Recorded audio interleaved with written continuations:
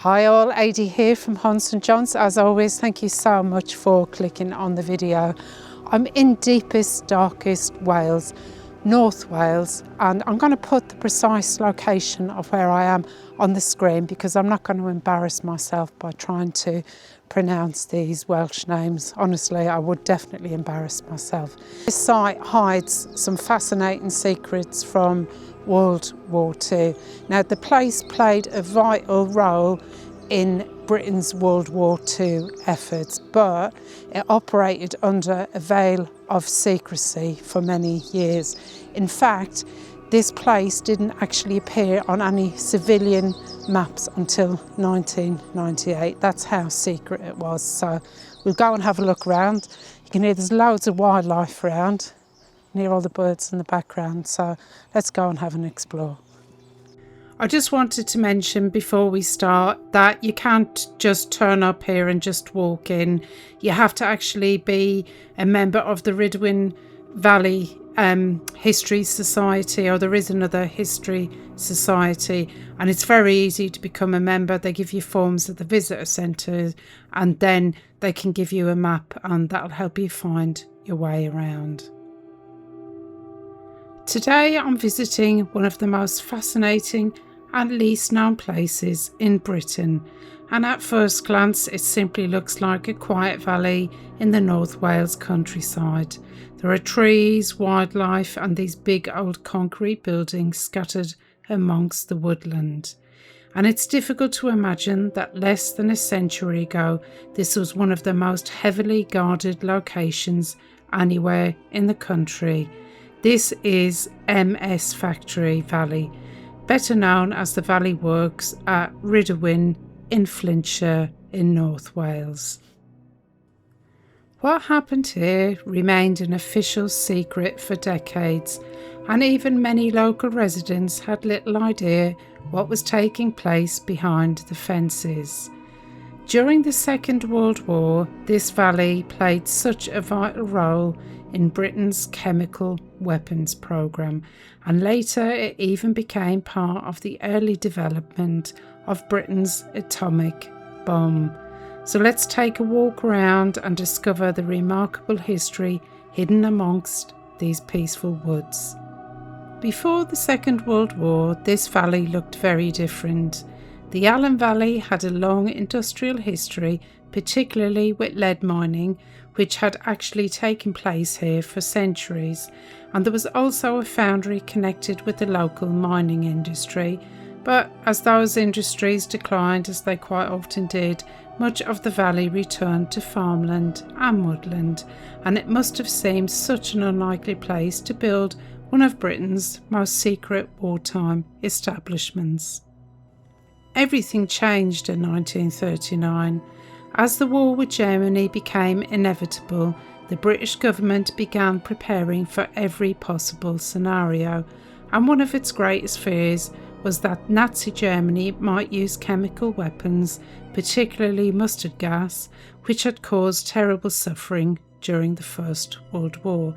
Now, my great-great-uncle was actually gassed in the First World War in the trenches. So Britain hoped chemical warfare would never be used again, but the government believed it needed the ability to retaliate if Germany struck first, and that decision led directly to the construction of this site. The Ministry of Supply purchased around 86 acres here because the valley was naturally hidden by limestone hills, and that made it difficult to spot from the air. It also had very good railway connections, but it still remained isolated enough for the level of secrecy that the government required. So construction began here in October of 1939, and the pace was astonishing.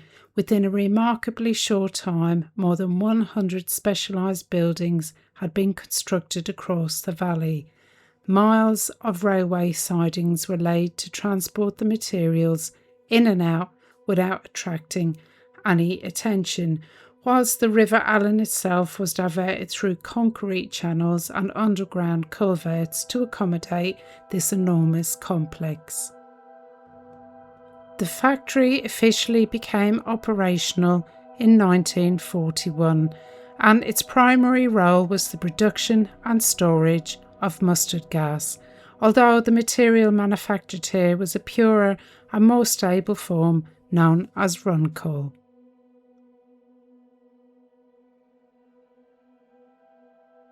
It's got a very sombre, let's say, atmosphere here. Really weird. Nice to hear all the wildlife though, but it's a bit weird. The site also assembled chemical munitions and filled bombs and artillery shells, which would only have been used if Britain had needed to respond to a chemical attack. But thankfully that day never came. Although huge quantities of chemical weapons were produced and stored here, they were never used in combat, and historians generally believe that the fear of retaliation by both sides helped prevent chemical warfare from returning to the battlefields of Europe during the Second World War. And at its wartime peak, around 2,200 people worked here. Many people came from surrounding towns and villages, whilst others were brought in from elsewhere in Britain. Security was extremely strict, and workers often only knew the small part of the process that they were directly involved with, and discussing their work outside the factory was strictly forbidden. Perhaps, though, the most impressive engineering achievement here was actually hidden beneath the surrounding hills. Engineers excavated a vast network of underground tunnels and storage chambers directly into the limestone. Now, these tunnels were designed to safely store thousands of tons of chemical agents, protecting them from enemy bombing whilst keeping the operation completely hidden from view. And although we couldn't get in because they're locked, rightly so, I do believe that the history societies and some volunteers do actually have some open days where you can take a guided tour of the tunnels. So do check out the official website for more details. Now, the entire project here cost more than £3 million to build, an enormous investment at the time, yet most of Britain had absolutely no idea it even existed. But the Valley Works has yet another remarkable story to tell us, because during the wars one of the buildings here was known simply as P6, but it became involved in the tube alloys project.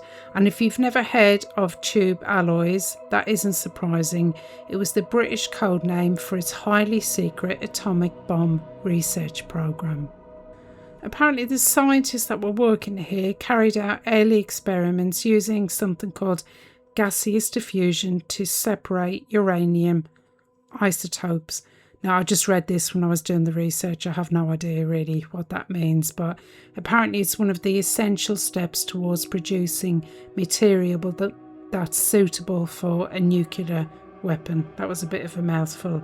So although much of the project later moved to North America and it eventually became part of the Manhattan Project, the work carried out here in this quiet Welsh valley helped lay the foundation for Britain's role in the development of nuclear technology. After the Second World War ended in 1945, production of mustard gas came to an end, but the Valley Works remained a highly important government site. And during the early years of the Cold War, Britain continued to store much of its remaining chemical weapons stockpile here in the underground tunnels beneath these limestone hills. But eventually the country abandoned its chemical weapons program altogether, and the remaining stocks were safely destroyed or disposed of under controlled conditions. The valley was considered so secure that the government even had secret plans to move the Bank of England's gold reserves here if Britain faced invasion. Thankfully, those plans were never needed, but it shows just how important and well protected this site was. Despite its enormous strategic value, the Nazis never discovered this site in the valley during the war. It was only after government records began to be released that the full story about this site finally emerged. Although today nature has reclaimed much of the site, woodland now surrounds the old buildings, wildflowers grow here where the factories once stood, and the valley has become an important haven for wildlife, for birds, bats, butterflies and countless other species now thrive here, and that creates a remarkable contrast between one of Britain's most secret military sites and the peaceful nature reserve we see today. And many of the original wartime buildings, as you saw as I walked around, still survive, along with sections of railway embankments, concrete structures, ventilation shafts, and hidden beneath the hills, the famous tunnel network. Thankfully, the chemicals were never used, but the pioneering scientific research that helped shape the nuclear age, the thousands of ordinary men and women who carried out extraordinary work under a blanket of wartime secrecy. And it's one of those places that proves history isn't always found in castles or grand palaces.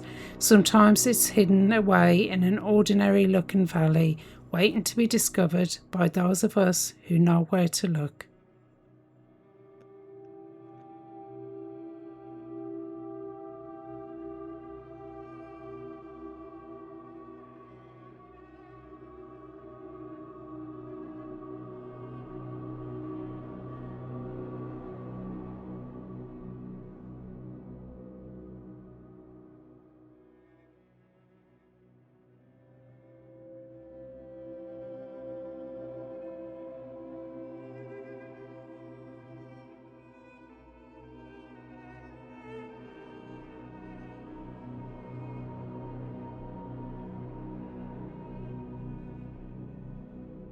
I'm going to wrap the video up here. I do hope you enjoyed our visit. What a fascinating site and an incredible story. If you did enjoy today's video, if you could please like, subscribe, hit the hype button, do all of those things. I really would appreciate it. And I shall see you for the next one.